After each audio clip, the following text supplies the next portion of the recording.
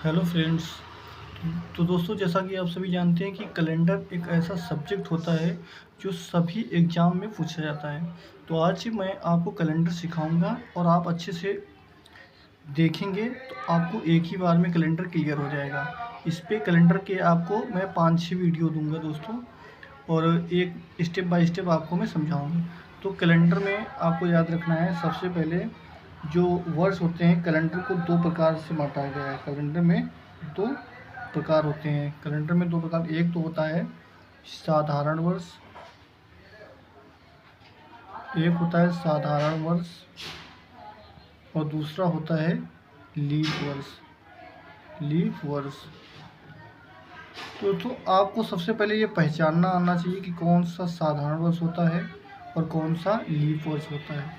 तो जैसे कि साधारण वर्ष की, जैसे कि आपको मैं कुछ वर्ष दे रहा हूँ, जैसे कि 1920, 1918, 1805 और 1840। तो आपको बताना है कि हमने लिखा है 1920, 1918, 1805, 1840, इसमें से कौन सा लीप वर्ष है और कौन सा साधारण वर्ष है।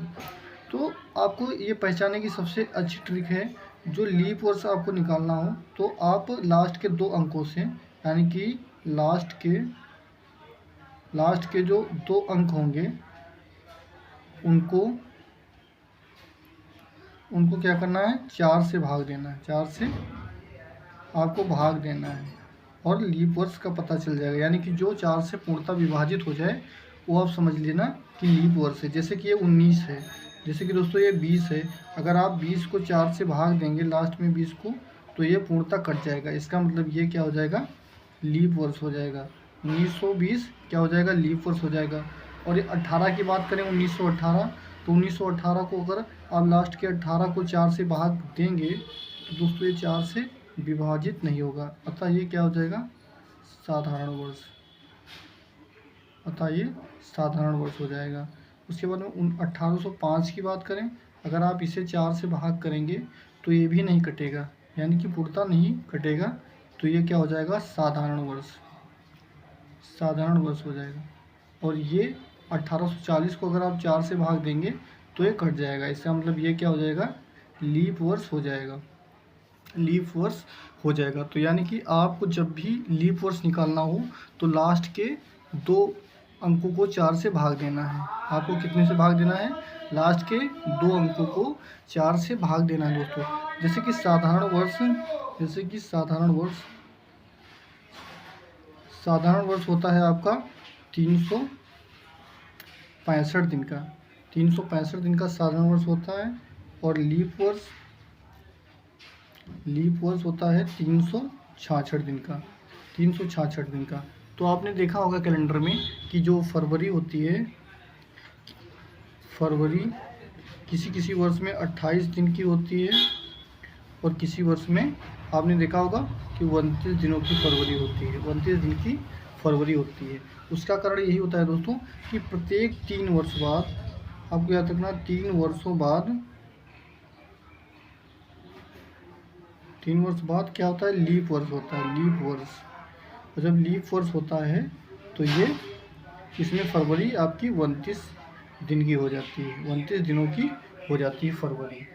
कितने दिन की दोस्तों हो जाती है, तो 29 दिनों की आपकी फरवरी इस महीने में हो जाती है। जैसे कि आपसे पूछा जाए, सिंपल सा है कि पूछा जाता है एग्जाम में कि 100 वर्षों में या 100 वर्ष में साधारण दिनों की संख्या, साधारण वर्ष कितने होंगे, साधारण वर्ष। तो भैया आपको बताना है कि 100 वर्षों में साधारण वर्ष कितने होंगे। तो जब भी आपसे ऐसा पूछा जाए कि साधारण वर्ष कितने होंगे, तो आपको क्या करना है, 100 में से 100 को आप 4 से भाग दे देंगे। 100 को आप 4 से भाग देंगे, तो जब 4 से भाग देंगे तो 4 दूनी 8 और 2 0, 4 पंजे 20। तो यानी कि यहाँ पे आपका ये निकल के आ जाएगा 25। ये 25 निकल के यहाँ पे आ गया दोस्तों। और 25 ये क्या निकला है, हमने जब 4 से भाग दिया तो इसका मतलब हम लीप वर्ष पहले निकाल रहे हैं। हमने जब इसको 4 से भाग दिया तो इसका मतलब हम लीप वर्ष निकाल रहे हैं। तो जब 4 से भाग दिया और यहाँ पे 25 आया।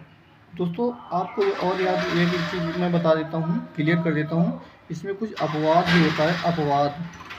अपवाद का मतलब ये होता है कि जब लास्ट में किसी शब्द अंक के लास्ट में डबल जीरो हों तो कौन सा वर्ष माना जाता है?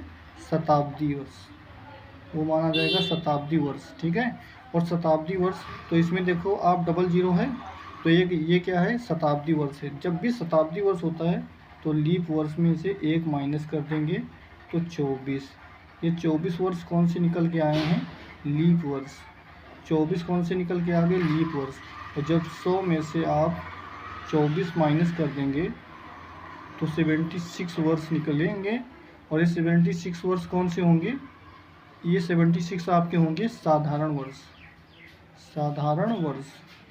तो इस प्रकार से आप साधारण वर्ष और लीप वर्ष निकाल सकते हैं जब भी आपसे एग्जाम में पूछा जाएगा। एक क्वेश्चन और मैं लेता हूँ, जैसे आपसे पूछा जाए कि 200 वर्षों में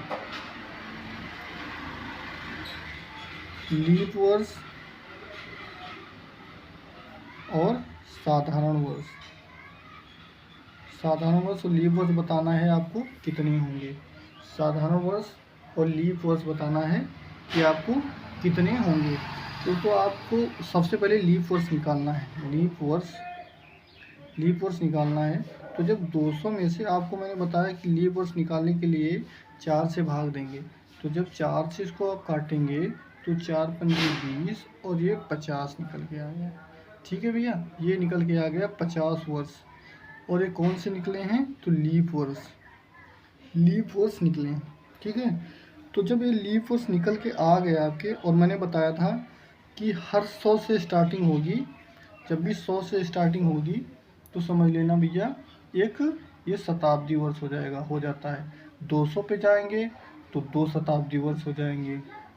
300 पे जाएंगे तो 3 शताब्दी वर्ष हो जाएंगे। लेकिन जब 400 पे जाएंगे तो 0 शताब्दी वर्ष होगा। ठीक है, उस पर कोई अंक माइनस नहीं किया जाएगा। तो जब यहाँ पे हम 200 का निकाल रहे हैं तो 200 तक कितने हो गए? 2 शताब्दी वर्ष हो गए। तो 200 में से जब हम 2 माइनस कर देंगे तो हमारा निकल के आएगा 48 वर्ष। और ये कौन से वर्ष हैं? लीप वर्ष। ये कौन से वर्ष 48 वर्ष निकल के आ जाएंगे? लीप वर्ष। तो यहाँ पे हम लिख देंगे लीप वर्ष कितने निकल के आ गए? 48। ठीक है, और साधारण वर्ष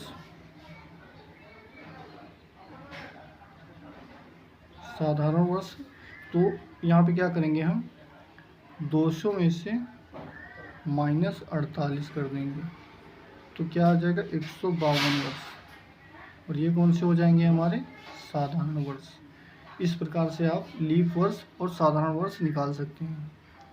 तो चलिए दोस्तों, कैसा लगा वीडियो कमेंट बॉक्स में कमेंट करके जरूर बताना। इसका नेक्स्ट पार्ट आपको नेक्स्ट डे मिलेगा।